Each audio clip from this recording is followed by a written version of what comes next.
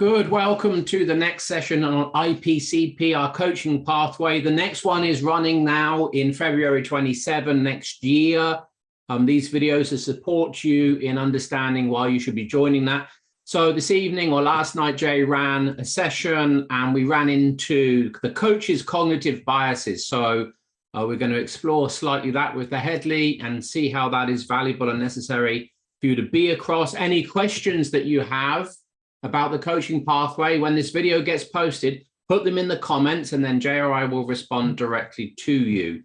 So Jay, cognitive biases from the coach perspective, what are you discovering? Not so much what I'm discovering. I've known that the coach needs to do the work to get their stuff out the way. Otherwise, that's going to get projected upon the client. What the cohort is really starting to realize is how prevalent that is without the work. It's a bit like trying to understand a book by reading the first chapter. You can't understand the whole book. You can't go deeply into it. So a lot of coaches think they know themselves.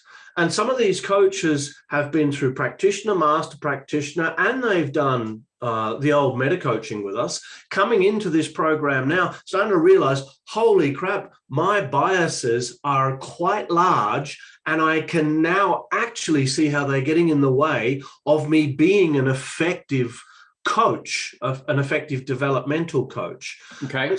And so last night we explored your thinking preferences, and we explored your work preferences. And so thinking preferences are, I think we're looking at, do you think in terms of, well, your work preferences are, do you prefer working by yourself or in a team with others? And the important part about that is shared responsibility. Do you like to hold responsibility yourself? Even though you like working with people, then you're likely a group worker than a team worker. If you like working with people and sharing responsibility, then you're definitely a team worker. And if you like to hold responsibility to yourself and you prefer to get things done on your own, then you're definitely individual. And so, we had lots of people who were team oriented, and lots of people who are extremely independent, individual oriented. Well, that's not really going to work for coaching. And as we explored that, people's faces and chins begin to drop, because it's like, oh, that's really getting in my way. I like to have responsibility. I don't like it to be shared between the client and myself. Well, that's going to facilitate over responsibility 101. And so the coach is going to start being responsible for the client. They're going to start thinking about what the client wants, how they want it. Am I delivering it? All that stuff's going to be going through their head time and time and time again. In the thinking, let's interrupt the monologue. So, what's a cognitive bias, and what's showing up in Joy's smile, and how is that different to it just being a cognitive intention? What's the variable? So it becomes a bias when it becomes a driver. And so it becomes a driver when there's a high score in one or both of the cognitive intentions, or if there are 3 cognitive intentions in a category, then across all 3.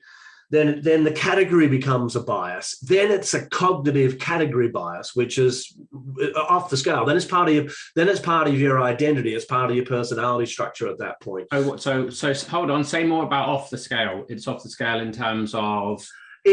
So an example in perspectives. One person in the group had 90% first person, 95% second person, 100% third person. Right. That means that perspectives are now part of their identity. I said, tell me about how perspectives are part of your identity. She said, all I talk about is perspectives. I live, I dream, I think about perspectives. I'm constantly correcting people's language.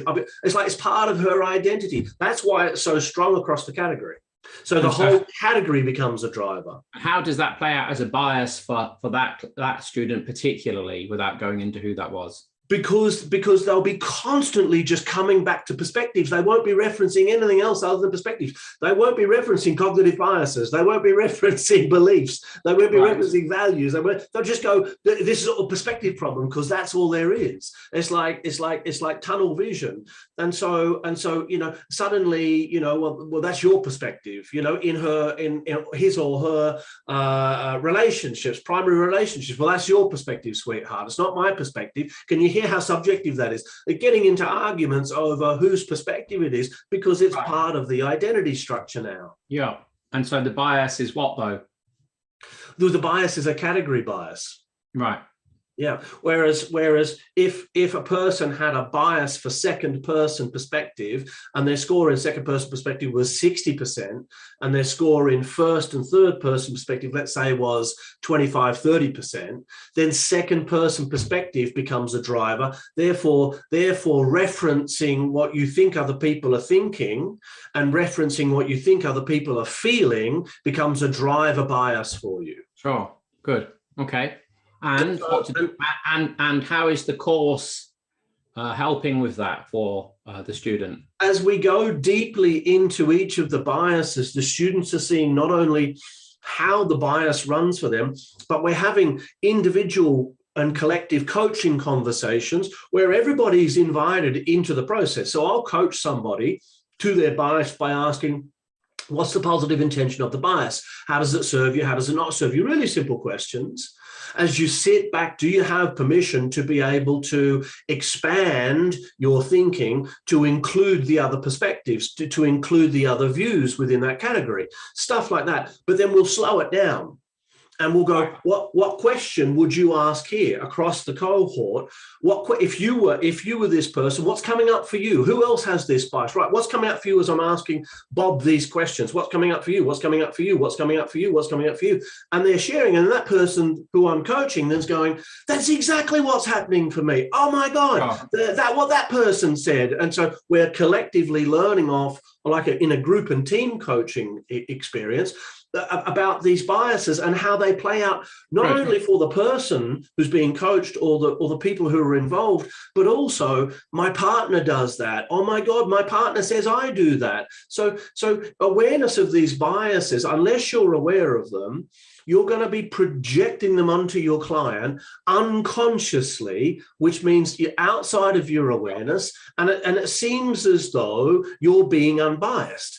But your thinking patterns are directing the very fabric of your thinking, and therefore the fabric of the experience of the coachee who may not share those biases. So what kind of coach can we expect to be coaching that isn't aware of these biases? What's the kind of quality? What's the likely outcome of the sessions with their clients? Well, they'll have an unconscious agenda, Joseph. So they will hold an unconscious agenda to get somewhere. Let's say they had high achievement and high influence in terms of their success strategy. Yeah. Right. So high achievement means they want an outcome. Yeah. High influence means they want control and influence. If you had that bias and you weren't aware of it, you would be controlling the coaching session toward an outcome that was yours, not theirs. Yeah. Yeah. And you're not even going to know you're doing it. Yeah. And so I did it. A client once stood up at the end of a coaching session. He looked at me and he said, "Stop trying so fucking hard." Right. He left and never came back. It was the lesson for me that I was holding an agenda. It took me about 2 years to see it, but as I just held on to that, held on to it, it came to me like, that's what was going on. Here's me driving the session with my biases. That kind of thing's going to happen. So as you can hear from our sharing here, we're very keen and we are very invested in making sure that as a coach, and particularly as an accredited coaching room coach, you're across a really clean, pure, and systemic approach to coaching. If that interests you, drop your questions in the comment section, or just really easy, come book on the course for next year, see Harriet. That's it from us. Till next time.